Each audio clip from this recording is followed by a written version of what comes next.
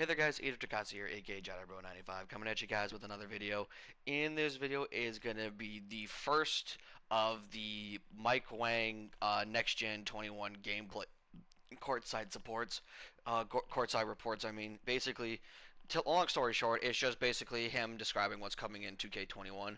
And in this one, he focused on the core gameplay, mechanics, like things that are going to be in the game. So I will link this entire article in the description. So if you do want to just read it yourself, or you want to read along with me. But if you are just on the video just to see the article, all I do ask is that you just drop a like on the video, as I would greatly appreciate it, and also lets me know that you were happy to see the article come out. You know what I mean? But anyways, so basically, general concept of it is just basically, this basically like here's what's coming out. So first off, let's talk about pro stick shooting. Now, pro stick shooting is a highly controversial topic, but basically, long story short, it is confirmed to be coming back into NBA 2K21. And if I'm gonna be honest, it doesn't seem like it's gonna be going away because there was a lot in this article that really hammered home about the discussion about the pro stick usage. Because first of all, pro stick shooting. The Pro Stick is obviously the most obvious gameplay difference. If you're familiar with 2K basketball, it has been great to see both it being adopted by both casual and pro gamers alike on current gen. With the next generation consoles, we are able to take shooting and dribbling with the Pro Stick to even greater heights and give you more tools to score the basketball. Here's a look at some new innovations you can look forward to. So again, yeah, Pro Stick is coming back in 2K21 next gen. So for you guys that wanted it removed, oh, ain't that a shame. Anyways, shot aiming was one of the biggest changes we introduced this year. Being able to both aim and time your shots is a fresh new skill to help us to master and helped us widen the skill gap with shooting. Aiming works by using the Pro Stick to start the shot. We all know this. The shot at your speed indicates the ideal aim point left or right of the shot meter for when you adjust the aim marker to the center release window. For next gen though, the stick speed also controls the arc of your jump shot. Slow flicks will give you high arcs, while fast flicks will give you a flatter shot. It feels really good to be able to have a bit of extra control over how you shoot, and also a lot of fun sitting in the practice gym chucking up rainbow threes. You get a small bonus for using an ideal shot arc. So it's important to be mindful of your tempo of your initial stick throw to make sure you're giving yourself the best chance of making the shot. I know it sounds a little complicated, but basically, much like how the speed of the stick, if you're not familiar with the stick, basically if you flick it down really fast, you get the aim, like the target zone to the right of your shot stick, and if you do really slowly, you get it to the left. So now 2K is implementing it to where if you go really fast, you get a lower arc, and if you go really slow, you get a higher arc. But if you go like in the middle and not pull it down too fast but not too slow, you get a perfect arc on your shot. Which honestly, at first I thought it was a little bit too complicated, but then I'm just like, you know what? I feel like if people really tried to use it, I feel like they would do fine with it.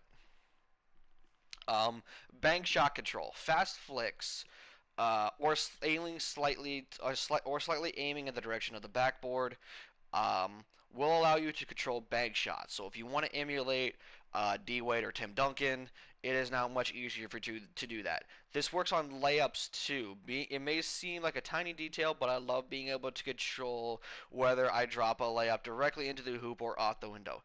It's cool because that's never been in the game of it's cool control that has never been in a basketball game before. Uh, Honestly, I can agree to that. Now I don't know if I'm gonna be really okay, like all up in the air with that. Like I'm indifferent to this, but if it ends up working out, then it ends up working out. The shot meter. Shot meter is such an important tool for shooting. No shit.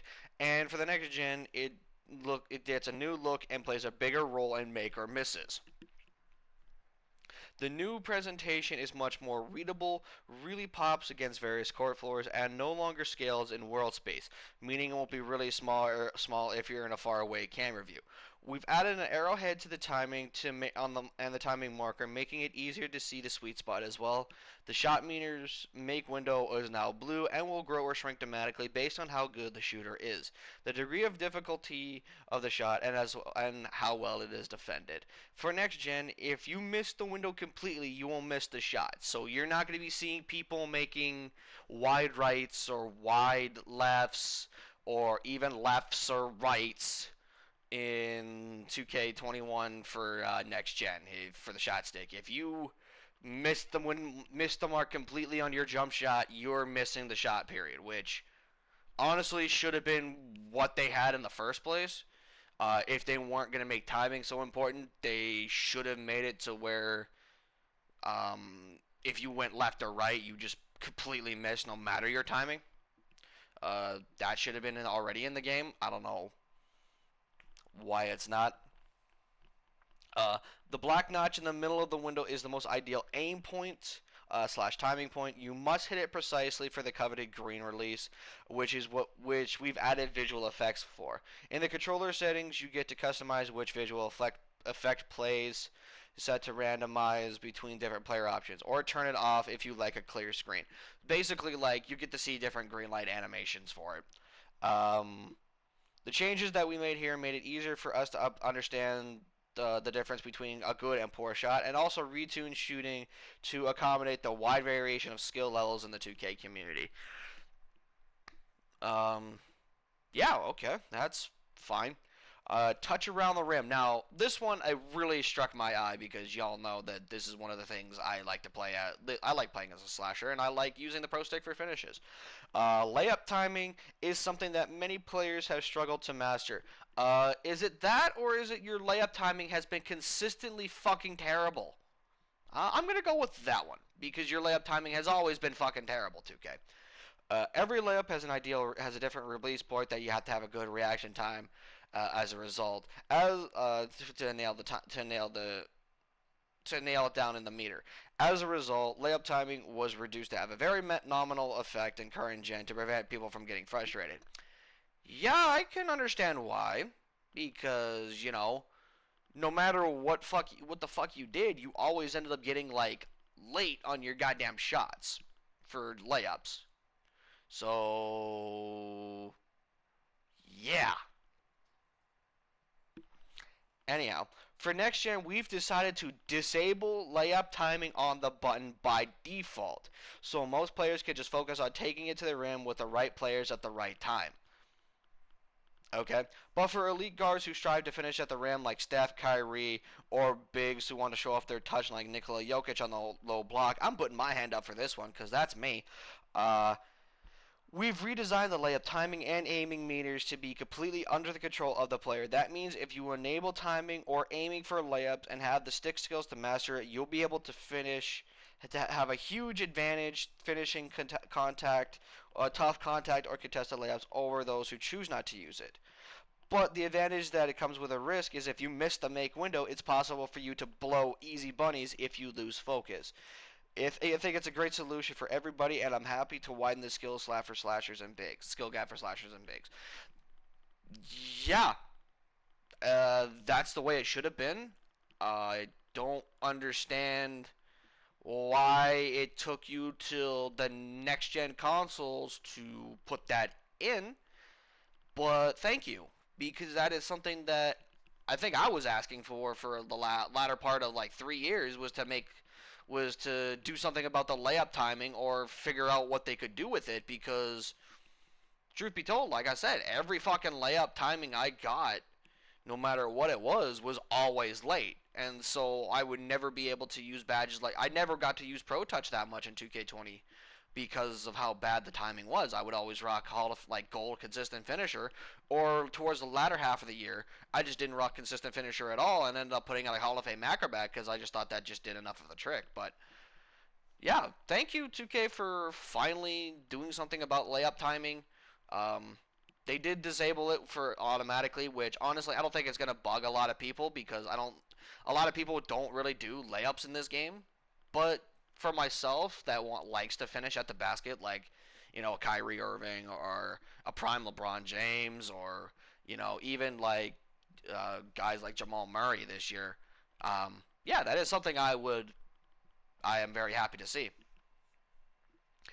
Um, Layups themselves also received important upgrades. When standing under the basket, you can now choose what side of the rim you want to finish on by holding the shot button or pro stick up and choosing the left stick to decide. Choosing a left stick to choose a side. Pro stick users can still hold left or right to choose a side, but the left stick option makes it easier if you're struggling to aim layups. So basically, like, you can now use the left stick to pick the side of the rim you want to finish on if you're using the button while standing under the basket. Essentially, I'm not going to continue reading that section because that's basically the end of it. Layups themselves also received important upgrades. Our engineers spent a lot of time improving layup selection and detecting defensive threats, and smartly choosing the most open spot to lay up when standing under the hoop. And if you want to take full control yourself, we have also implemented the ability to finish exactly where you want by pushing the pro stick in the proper direction. These are great tools for bigs and helps them be much more efficient down low. Basically, for bigs that get a lot of putbacks, you can choose now which direction you want to put the ball up on your putback. So if you want to like fade away, if you want to step around and then lay it up on the left hand side, you could do that. Or if you just want to go straight up, you can. So thank you for that, because I think a lot of bigs are very happy to see that, because that is uh, one of the things I noticed with a lot of bigs that I play with is when they do go up for putbacks, they struggle like sometimes because they get put in terrible animations. You also see fewer canned quotation mark finishes and contact animations pulling you to the wrong side of the hoop. The CPU also does a much better job recognizing the appropriate spot to finish. So if you have to you have to ramp up your paint defense to slow them down. You will also see a lot of new great contact withstanding layups, advanced zero, spin, and hop gathers, quick floaters to beat the buzzer, and more. So they basically finishing got an entire rework in NBA 2K21 on the next gen, uh, which is sweet. Because finishing for the better part of 3 years, from like 2K17 to 2K17 was terrible for the finishing. 2K18 was terrible for finishing. 2K19 was passable. Um, like I think I mentioned this way back when, before, like, my OG subscribers will remember this. When I did my evolution of, things in 2K20 and 2K, when I talked about like evolution of slashing, shot creating, jump shoot, 3-point shooting, defense, playmaking, post scoring. Um, I was going to continue that series by doing like the evolution of my team, coaching, um, quick games. I was gonna keep doing that, but I just decided to stop doing that. But you guys know, like in 2K19, I said the finishing was good in 19. But the only reason it was good was because it was so bad the last few years. But yeah, finishing gets an entire rework. I am really happy for that, because that is something that slashing has needed for a while. Anyways, moving on, let's talk about shot creators now.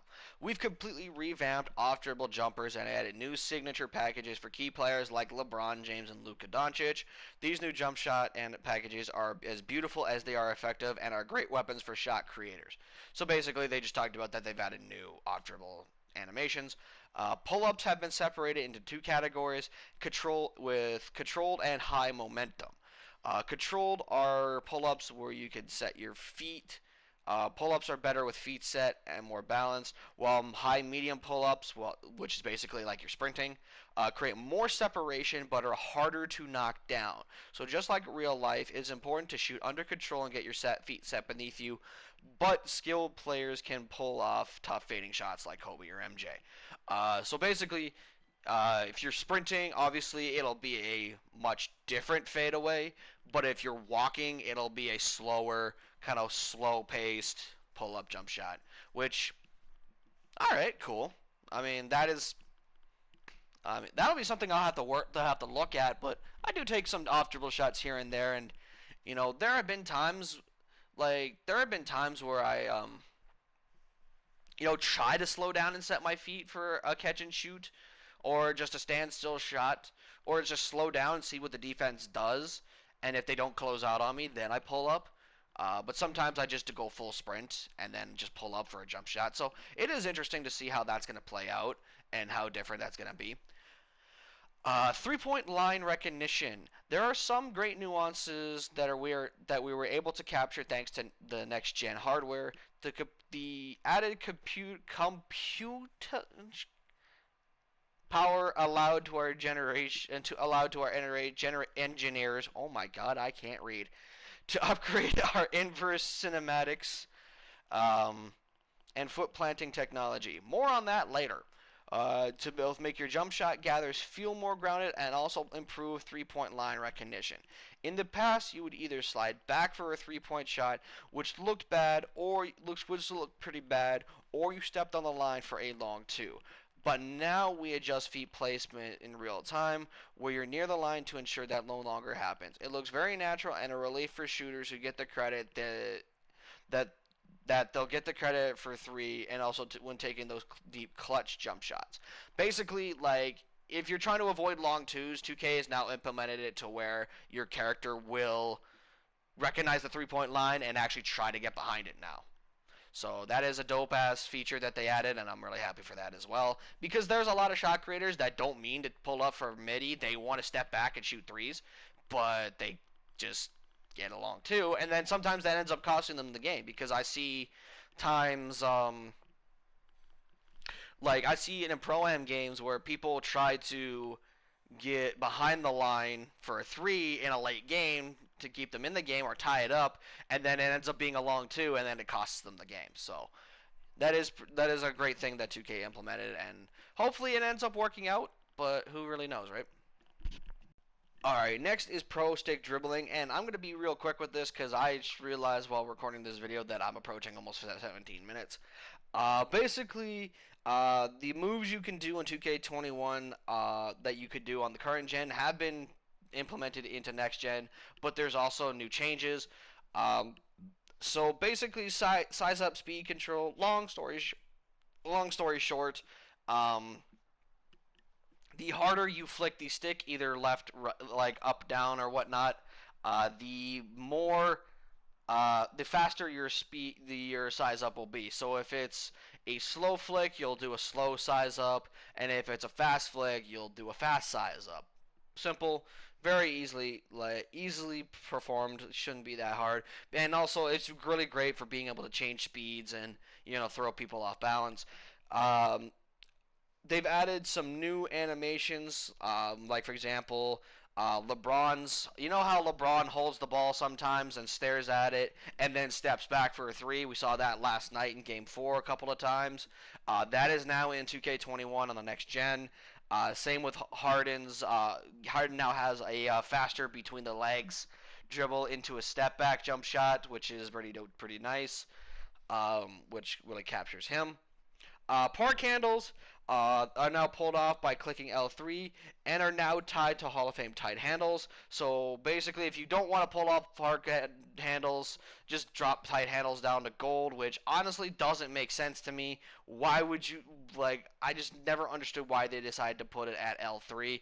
I thought they should have just made it a feature that you could just get rid of, like the park layups or the park dunks if you really wanted to. I don't like the idea of having to of that basically. Triple threat, long story short, is basically the same thing as it is with dribbling. If you press it really slowly, you'll do a slow move. If you press it really quickly, you'll do a fast move. Long story short, no need to really get into that. Passing. So basically, there's more physics to passing this year. There's bounce passes from full court have been revamped. Alley-oop parks off the backboard are now implemented in the game, as well as touch bounce passes. I've seen players like Magic and LeBron and all the great passers pull off bounce passes, like touch bounce passes, just catch it and be like, boop, then they get a immediate touch pass for that. So glad to see that's in the game. And then also lead passing has now been put to just tapping Y instead of holding the circle button.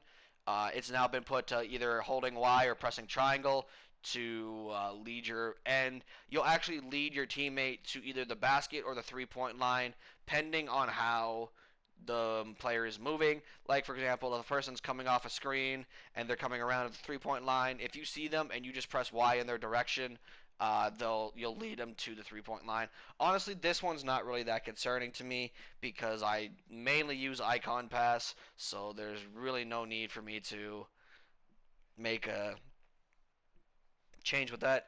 And then overall, basically, just passing has been improved. All in all, basically, catching and passing in every way, shape, and form has been improved, especially catches in traffic, which have been really bungled up in the past. So glad that they were changed. That about covers it this week, but don't worry, we're just getting started. Stay tuned for the next Courtside Report, where we talk about some of the great tech that we built in for 2K21 Next Gen gameplay. See you soon, Mike Wang, gameplay director. Overall, let me just give my quick thoughts about this real quick. Overall, from what I'm seeing, it's looking good. Like, there are some things I'm really happy to see changed. Like, for example, the shot creators with the pull-ups. I think that'll be a unique addition to the game. I've already seen people like Ticino go crazy, basically being like, okay, we can control our pull-ups now, which is nice. Which, yeah, I do take moving shots, though. I think it'll affect me a little bit. So there's that. Obviously, touch around the rim has been improved significantly, which thank God, because layups and shit have needed an overhaul for the better part of 4 years, the better part of 3 years. Like the layup system in general in 2K21, it's better, but it's not like as good as it used to be. Like I think 2K16 was still the best layup timing feature in 2K because like 17 slashing was terrible.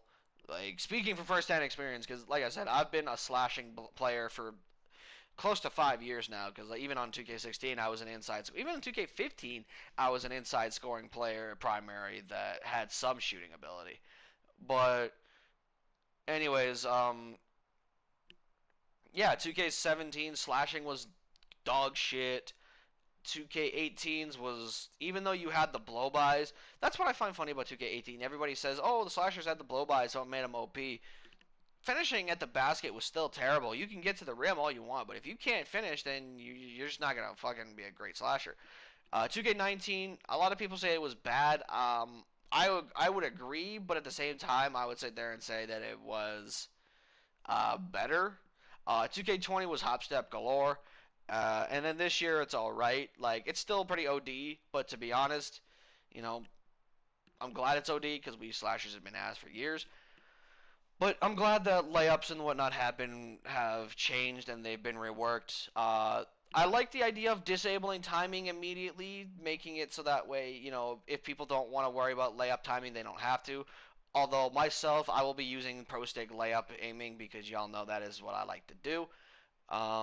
Ball handling, I am really glad that they changed that up too, because that was due for a little bit of a change because, you know, there are certain things in this game that, you know, definitely needed an overhaul because they nerfed them into the ground, and ball handling was one of them, so I'm glad that they changed that.